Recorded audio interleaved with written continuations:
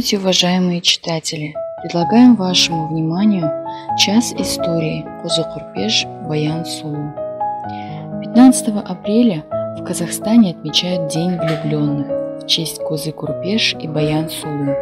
Это герои поэмы казахского эпоса 13-14 веков, которые повествуют о трагической красивой любви и смерти влюбленных юношей и девушек. Старинная легенда о трагической любви Козы-Курпеш и Баян Сулу гласит: друзья с детства Сырбай и Карабай поклялись женить своих детей, которых еще до появления на свет обручили. Не дождавшись рождения сына, умирает во время охоты Сырбай. Подрастающие Коза и Баян, еще не видевшие друг друга, но связанные узами брачного договора, наконец полюбили друг друга. Проходит время, и вероломный Карабай меняет жизненные планы. Он обещает отдать свою дочь за местного Кудара, спасшего однажды его от ары Аджута. Кудар становится преградой между возлюбленными. В этом вечном треугольнике первым сложил буйную голову Козы. Опечаленная Баян, чтобы отомстить убийце, прибегает к хитрости. Она обещает выйти замуж за Кудара, если тот выроет для нее колодец с ключевой водой. Кудар принимается за работу, углубляясь, держась за волосы коварной Баян. Девушка неожиданно отрезает косы. Кудар проваливается в бездну и погибает. Тем самым Козе отомщен. На его могиле героиня легенды закалывает себя кинжалом. Эпос Козы-Курпеш и Баян Сулу распространен среди многих тюркских народов. Только в казахском фольклоре эпос бытует более чем в 20 вариантах.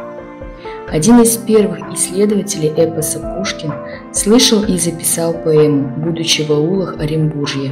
Есть предположение, что на основе Козы-Курпеш и Баян Сулу Пушкин намеревался написать собственную поэму, но ему помешала ранняя смерть. Мавзолей над могилой возлюбленных Козы-Курпеш и Баян Сулу расположен в Аягозском районе Восточного Казахстана, напротив аула Тансык. В фондах историко-краеведческого музея Восточного Казахстана хранятся копии документов, связанных с исследованием этого уникального древнего памятника культуры. Начиная с XIX века, в том числе записи и рисунки Шуканова-Лиханова, Николая Абрамова и Николая Пандусова. В 1952 году памятник исследовала археологическая экспедиция Алькея Маргулана. В 1982 году памятник включен в список памятников истории и культуры страны и взят под охрану государства. Четырехгранный мазар построен из плоского камня. Кверху здание значительно сужается, образуя округлое завершение. Памятник сложен напуском рядов плитникового камня на глиняном растворе. Высота мазара 12 метров. Он неоднократно ремонтировался, в результате вся поверхность, которая, судя по дореволюционным фотографиям, была сильно выщерблена, сейчас выровнена кладкой. В камере установлено 2 белых надгробия. Почтовый тракт, связывающий Семипалатинск с Копалом и Верным, проходил в период освоения края царской России, рядом с мавзолеем. Со времен постройки Турксиба мавзолей остался в стороне от путей сообщения. Шукан-Валиханов, побывавший у памятника в 1856 году, был поражен его высотой. 9 человек должны были встать друг на друга, чтобы верхний дотянулся до купола. Большую ценность для современников представляют сделанные им зарисовки стоявших у памятника каменных изваяний.